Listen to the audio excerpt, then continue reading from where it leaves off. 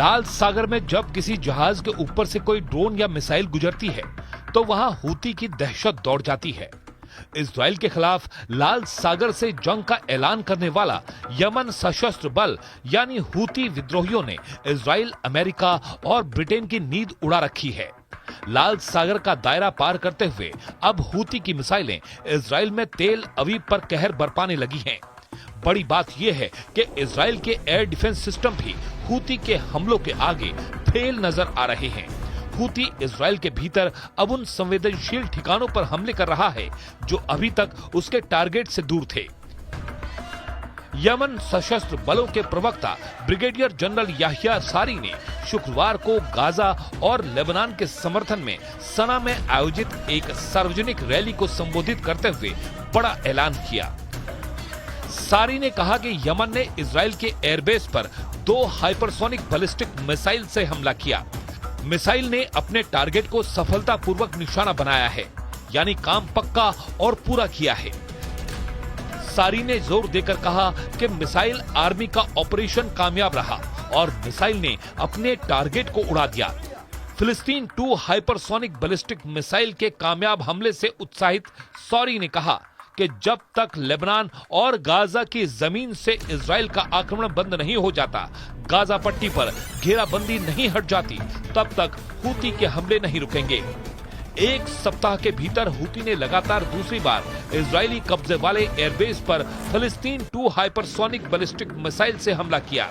Israeli media ने बताया कि गुरुवार को कब्जे वाले अल कुद्स के दक्षिण में बस्तियों में रात भर सायरन बजते रहे, जो कि यमन से दागी गई मिसाइलों की वजह से थे। इससे पहले भी हूती बार बार इजराइल को दहलाने का काम कर रहा है। तेल अवीव और एश्कलोन शहर पर हूती ने कई ड्रोन अटैक किए हैं।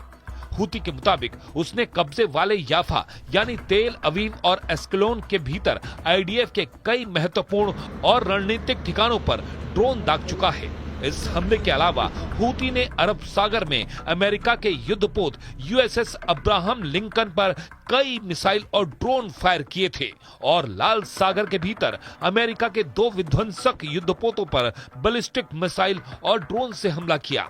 इन हमलों को लेकर हूती ने कहा था कि ये सभी जहाज यमन के भीतर हूती पर हमले की तैयारी में थे, लेकिन इससे पहले हूती के लड़ाकों ने उल्टा इनके ऊपर ही हमला कर दिया। लेकिन इस सब के बीच बड़ी बात यह है कि हूती के हमलों को रोकने के लिए अमेरिका और ब्रिटेन ने हाल ही में यमन के भीतर हूती के ठिकानों पर कई एयर स्ट्राइक की थी, लेकिन इसके बावजूद भी हूती का हौसला कम होने के बजाय और ज्यादा बढ़ा है। पिछले हफ्ते ही हूती ने लाल सागर में अमेरिकी नौसेना पर हमला किया था। बड़ी बात यह है कि हूती न सिर्फ इजराइल पर हमले कर रहा है, बल्कि वो लगातार इराक और सीरिया में अमेरिकी सैन्य अड्डों पर भी हमले कर रहा है। प्रतिरोधी समूह का कहना है कि अमेरिका खुले तौर पर इजरायली नरसंहार को समर्थन दे रहा है और जब तक इजराइल लेबनान और गाजा में अपनी आक्रामकता रोक नहीं देता, तब तक उसके हमले जारी रहेंगे।